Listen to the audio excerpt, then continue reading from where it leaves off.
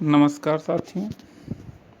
क्या आप भी स्वतंत्रता दिवस के मौके पर कहीं भाषण देने की सोच रहे हैं और समझ नहीं आ रहा है कि क्या बोलें? तो ये वीडियो आपके लिए है।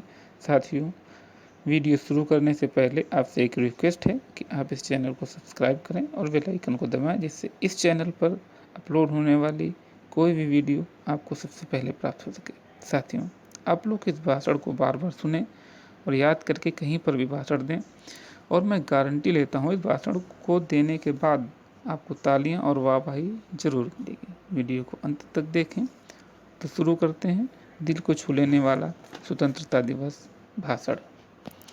कार्यक्रम में उपस्थित आदरणीय अध्यक्ष महोदय एवं समस्त साथीगण, आप सभी को स्वतंत्रता दिवस की दिल की गहराइयों से हार्दिक शुभकामनाएं। जैसा कि आप सभी अवगत हैं कि हम लोग आज देश के सबसे बड़े महोत्सव स्वतंत्रता दिवस को बड़े ही हर्षोल्लास के साथ मना रहे हैं।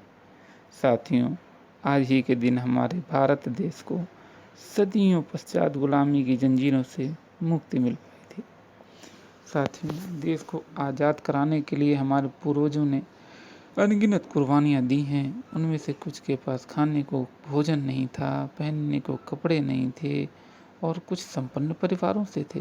शिक्षित थे, अशिक्षित थे, हिंदू, मुस्लिम, सिख, कहाँ तक कहें गर्भवती स्त्रियों ने, बूढ़ी माँओं ने, नौजवानों ने, उनमें तो कुछ ऐसे भी थे जिन्होंने अभी दुनिया को समझना शुरू ही किया था। देश की आज़ादी के लिए कुर्बान हो गए। आज़ादी को पाने के लिए अगणित माताओं की गोद सूनी हो गई, बहनों के भाई छिन गए, स्त्रियों का सुहाग उजड़ गया, किंतु उन्होंने अंग्रेजों के सामने हथियार नहीं डाले, अपनी हार नहीं मानी।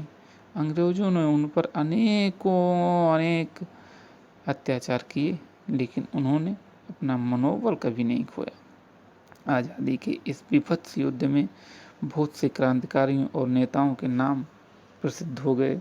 उनके बारे में अधिकांशतः लोग जानते भी हैं, किंतु साथ ही बहुत से क्रांतिकारी भाई बहन ऐसे भी थे जो कुर्बान तो हो गए, लेकिन आज भी उन्हें ज़्यादा लोग जानते नहीं हैं और शायद वो भी नहीं चाहते थे कि उन्हें लोग जाने, उन्हें प्रसिद्धि मिले। तो बस आज़ादी के लिए लड़ रहे थे, आज़ादी के गुमनाम दीवाने थे जो सिर्फ आज़ादी चाहते थे। साथियों, उन सब की कुर्बानी का फल जो मिला, आज़ादी, उसी का आज हम सब महोत्सव मना रहे हैं। इस देश को आज़ाद कराने के लिए उन क्रांतिकारियों में कितनी देशभक्ति और लगन थी कि वो अपनी जान पर खेल गए। तो क्या हम लोगों के पास अपने आज़ाद देश को समृद्ध बनाने की देशभक्ति एवं लगन नहीं हो सकती? आज़ादी के परवाने तो अपना काम करके चले गए। अब इस आज़ाद देश को खुशहाल और विश्व पटल पर समृद्ध करने की जिम्मेदारी हम सब पर है। साथियों, आपको पता होगा जब हमारा देश आज़ाद हुआ था उस समय अमेरिकी डॉलर और रुपया बराबर हुआ करते थे। उसके बाद से लगातार रुपया कमज़ोर होता गया और डॉलर मजबूत होता गया। आज लगभग 75 रुपये के बराबर $1 हो चुका है। इसके लिए सिर्फ सरकारें जिम्मेदार नहीं हैं, हम सब भी जिम्मेदार हैं। आज़ादी के लिए जूझने वाले देशभक्तों की तरह यदि आज हम सब में भी देशभक्ति होती तो शायद आज रुपया डॉलर के मुकाबले समृद्ध होता है। साथियों, हम सबको देश के प्रति अपने कर्तव्यों एवं जिम्मेदारियों को पहचानना होगा और उस पर खरा उतरना होगा। देश सेवा करने के लिए सेना या राजनीति में होना आवश्यक नहीं, बल्कि जो जहाँ है वहीं पर अपनी जिम्मेदारियों को ईमानदारी से निर्वहन करें। इसकी शुरुआत आप अपने घर से कर सकते हैं।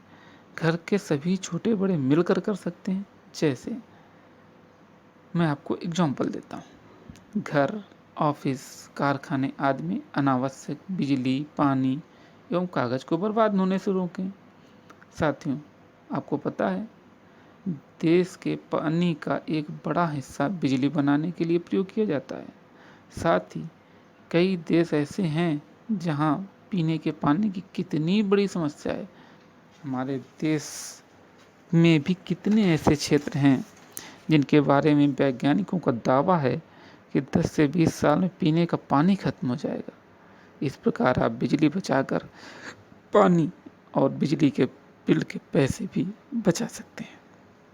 साथियों, इसी प्रकार अनेकानेक पेड़ों की कटाई सिर्फ कागज बनाने के लिए होती है और पेड़ों को लगातार कमी के चलते प्राकृतिक संतुलन बिगड़ रहा है और इसका असर होने वाली प्राकृतिक आपदाओं में दिखता भी है। साथियों, आज ग्लोबल वार्मिंग का खतरा समस्त विश्व के लिए सबसे बड़े खतरों में एक है। इसलिए अनावश्यक कागज का प्रयोग रोकें और दूसरों को भी समझाएं, उन्हें रोकें। साथ ही आप लोग अपने घर, कार्यालय, कार्यशाला परिसर, पास पड़ोस आदि में साफ सफाई रखकर देश की सेवा कर सकते हैं।